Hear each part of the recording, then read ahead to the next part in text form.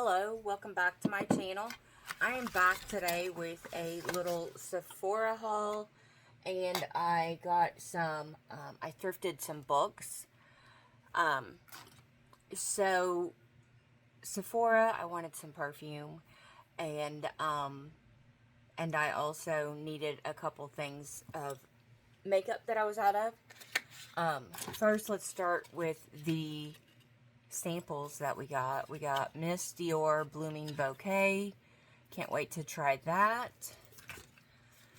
And then I also got Replica Maison Margiela Paris. So we will try those. And then the perfume that I got is the KAYALI Yummy Boujee Marshmallow number 81.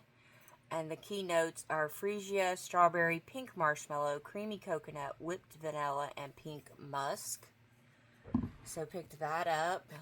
And then I picked up two of the Fenty Beauty You Mist Makeup Extending Setting Spray.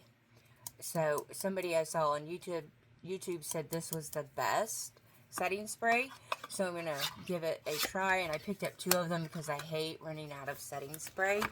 So usually after I finish the first one, I will go ahead and order a second one, and I have one to use and then one for backup. And then I also got the Belif Aqua Bomb Eye Gel. Visibly reduces the appearance of dark circles and eye bags. I don't have bags under my eyes, but I do have dark circles. The more that I age. And supposedly this is on the TikTok too, because it's so good. But you just press it down and then rub this on your eyes. So I got that to try. And then I have been looking for a new setting powder. So I got the Rare Beauty True to Myself Tinted Pressed Finishing Powder in the color Ivory. I like my finishing powder just a little bit lighter because I use it like right under my eyes where I have my concealer. So I picked that up. And then some books that I picked up at Savers, which is a thrift store here in California. I picked up this one, Ugly Love by Colleen Hoover. And their books are buy 4, get 1 free. Then I also had a 20% off coupon, and I have done it again and not taken the stickers off so that I can read the back. So let me do that real quick. So, Ugly Love says it's not exactly love at first sight for Tate Collins when she meets the tormented and secretive Miles Archer. They wouldn't even go so far as to consider themselves friends. The only thing Tate and Miles have in common is a mutual physical attraction that can't be denied. Once their desires are out in the open, they realize they might have stumbled on the perfect no-strings attachment. He isn't looking for love, and she doesn't have time for it, so that leaves just the sex. What they've got could be surprisingly satisfying, as long as Tate can stick to the 2 rules Miles has for her. Never ask about the past, and don't expect a future. So that is Ugly Love. I got another one by Colleen Hoover, which I like her as a writer, but now that I got it home, I think I've read it. Fallon Meets Ben, yes, I have read this one. Fallon meets Ben, an aspiring novelist, the day before her scheduled cross-country move. Their ultimately attraction leads them to spend Fallon's last day in LA together, and her eventful life becomes the creative inspiration Ben has always sought for his novel. Over time, and amidst the various relationships and tribulations of their own separate lives, they continue to meet on the same date every year, until one day Fallon becomes unsure if Ben has been telling the truth or fabricating a perfect reality for the sake of the ultimate plot twist? Can Ben's relationship with Fallon and simultaneously his novel be considered a love story if it ends in heartbreak? And then I've been wanting to read this one, Every Summer After by Carley Fortune. It's a pretty new one. So, I was kind of surprised to find it there. It's really good condition. I need to do my nails, so I'm going to go ahead and peel these off.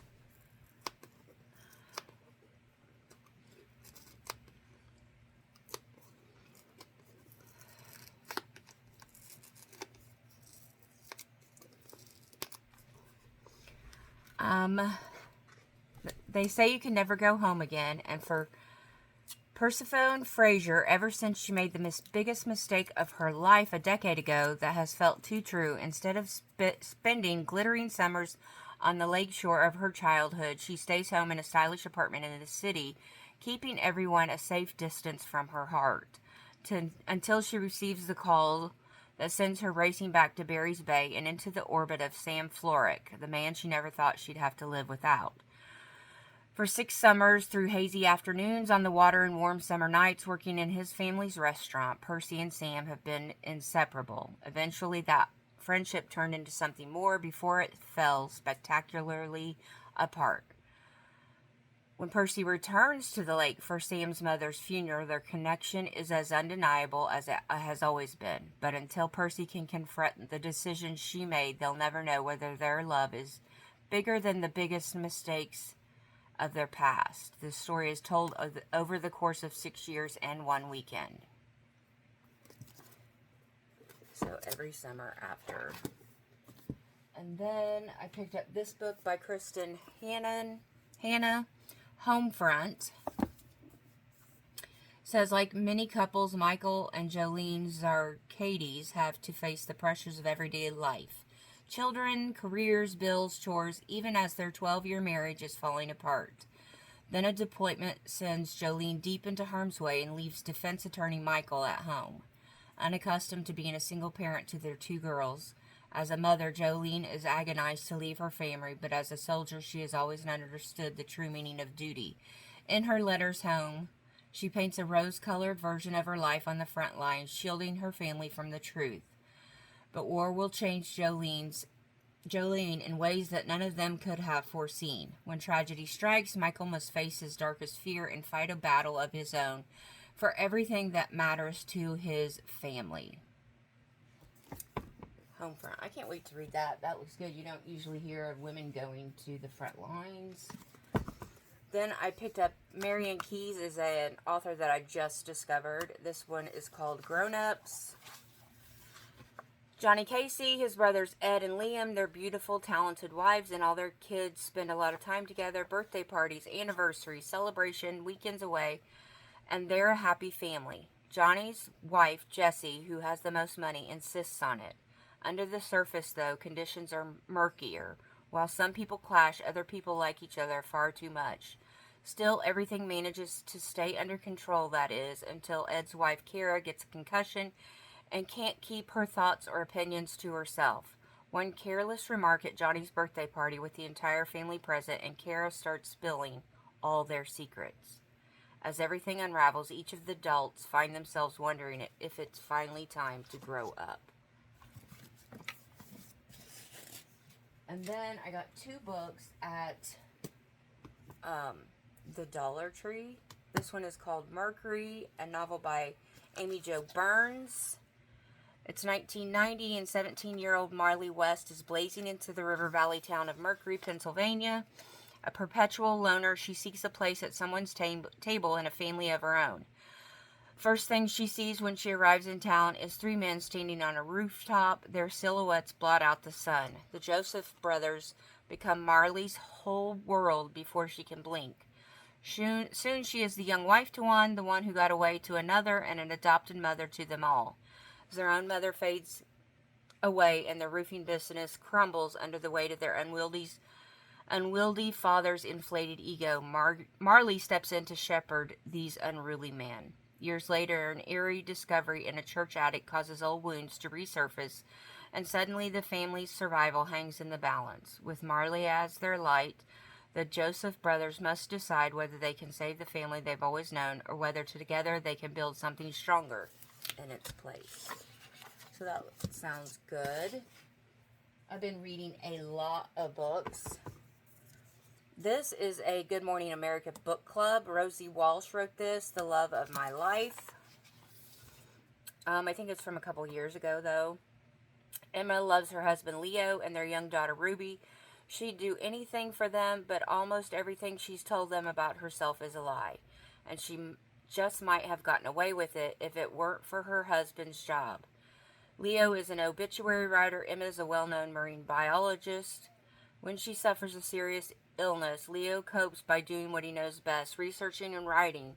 But this time it's about his wife's life. Yet as he starts to unravel the truth, he discovers the woman he loved doesn't really exist. Even her name isn't real. When the very darkest moments of Emma's past finally emerge, she must somehow prove to Leo that she really is the woman he always thought she was. But first, she must tell him about the other love of her life. Now, this sounds familiar, too. I don't know if I've read it or not. I'll have to see. I picked up this one. This is also from Savers. Yes.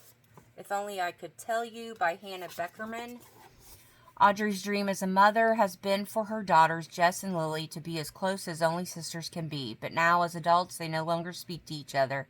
And Audrey's 2 teenage granddaughters have never met. Audrey just can't help feeling like she's been dealt more than her fair share as she's watched her family come undone over the years, and she has no idea how to fix her family as she wonders if they will ever be whole again. If only Audrey had known 3 decades ago that a secret could have the power to split her family in 2 and yet also keep them linked. And when hostilities threaten to spiral out of control, a devastating choice that was made so many years ago is about to be revealed, testing this family once and for all. Once the truth is revealed, will it be enough to put her family back together again, or will it break them apart forever? And then I got Heart of the Matter by Emily Giffen. Let's see if I can pull this one off.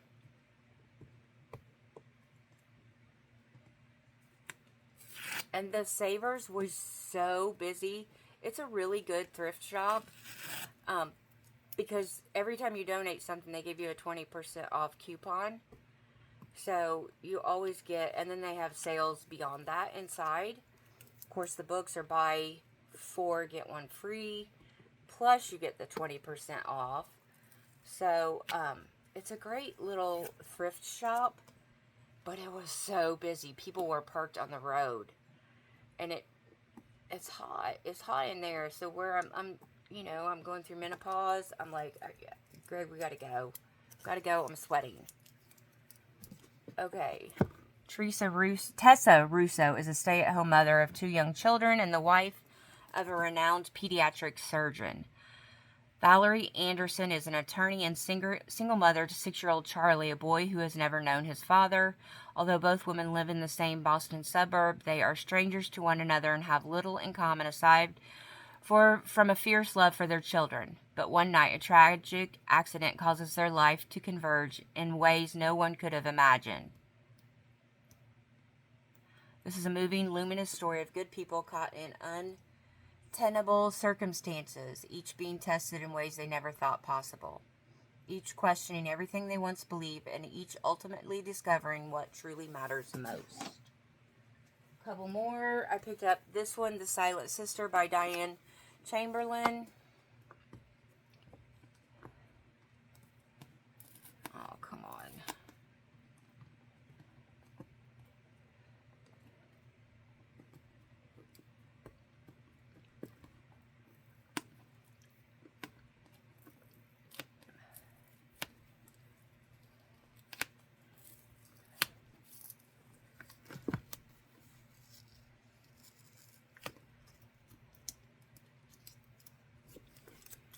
Riley McPherson has spent her entire life believing that her older sister Lisa committed suicide as a teenager. It was a belief that helped shape her own childhood and that of her brother. It shaped her view of the family and their dynamics. It influenced her entire life.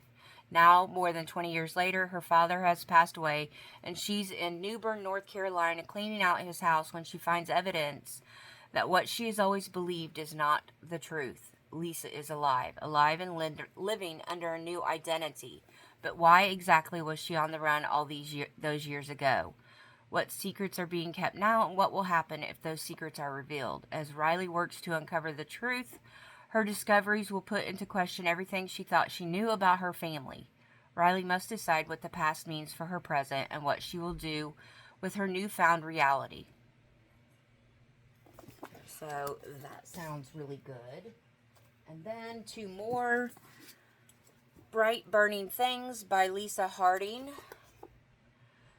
What keeps Sonia, once an actress, now an addict, from losing herself completely is Tommy, her son. But soon, Sonia will be forced to make a choice, give up drinking or lose Tommy forever. I think I'm going to read that one next. Bright Burning Things. It's an easy read. And then this one is Imagine Me Gone by Adam Haslett. When Margaret's fiancé John is hospitalized for depression, she faces a choice. Carry on with their plans or back away from the suffering that may lie ahead. She decides to marry him. Imagine Me Gone is the unforgettable story of what unfolds from this act of love and faith.